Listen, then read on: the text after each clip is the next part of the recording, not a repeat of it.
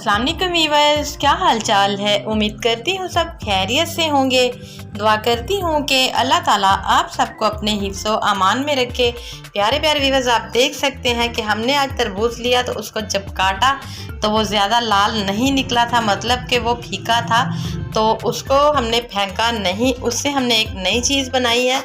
तो आइए जल्दी से हम स्टार्ट करते हैं कि उससे हमने क्या नया बनाया और वो कितना मज़े का बना है। तो बिस्मिल्लाहिर्रहमानिर्रहीम। सबसे पहले हमने एक ब्लेंडर जग लिया, उसमें हमने ये सारे कटे हुए तरबूज डाल दिए हैं।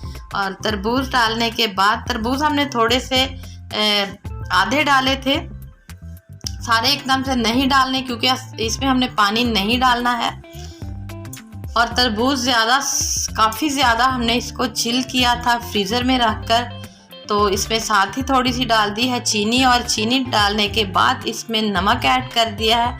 और नमक डालने के बाद इसको इसी तरह से कवर करके 5 मिनट के लिए छोड़ देना है, ताकि इसमें से थोड़ा सा पानी जो है वो निकल आए, जिससे इसकी ग्राइंडिंग जो है ना वो अच्छे से हो सके, ये अच्छे से ब्लेंड हो सके।